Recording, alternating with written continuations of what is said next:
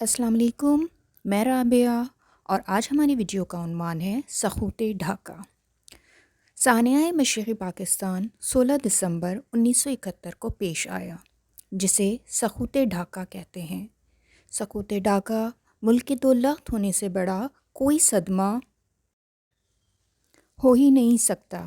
جب یہ المناک سانحہ رونما ہوا تو پورے ملک میں سوگ کی سی کیفیت تھی۔ یہ وہ زخم ہے جو آج بھی تازہ ہے۔ خصوصاً دسمبر کا مہینہ شروع ہوتے ہی ایک عجیب سی کیفیت دل و دماغ پر طاری ہو جاتی ہے۔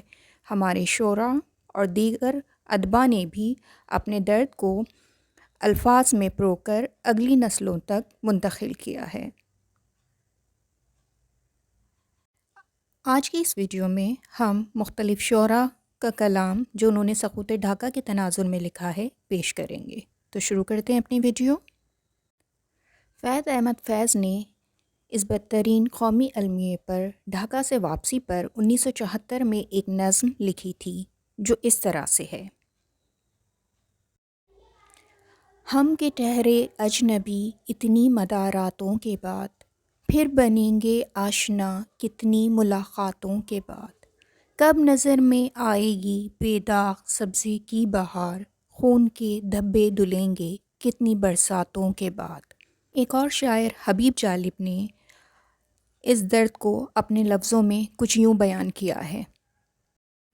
محبت گولیوں سے بو رہے ہو، وطن کا چہرہ خون سے دھو رہے ہو، گما تم کو کہ رستہ کٹ رہا ہے، یقین مجھ کو کہ منزل کھو رہے ہو۔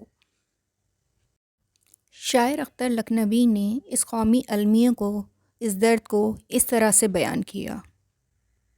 خنجر کی طرح چہرے، تلوار نما لہجے، اے عمر رواں تو نے کس شہر میں لا رکھا۔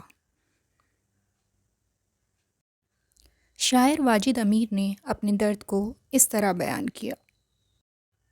ہم چٹاگانگ نہ سلہٹ کو کبھی بھول سکے، ایڑیاں اب بھی دھسی ہیں اسی سندر بن میں۔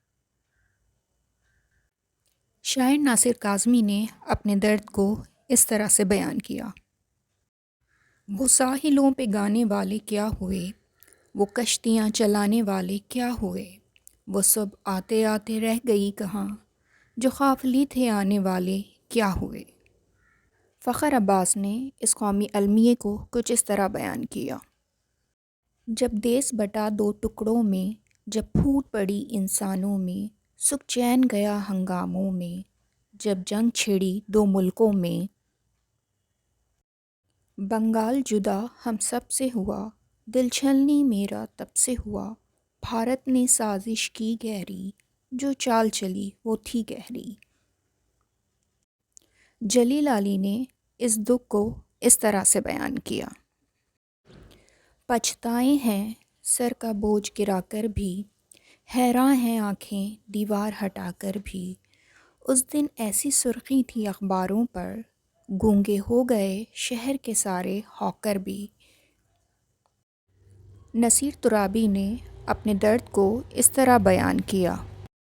وہ ہم سفر تھا مگر اس سے ہم نوائی نہ تھی، کہ دھوپ چھاؤں کا عالم رہا جدائی نہ تھی، عداوتیں تھیں تغافل تھا رنجشیں تھیں مگر، بچھڑنے والے میں سب کچھ تھا بے وفائی نہ تھی۔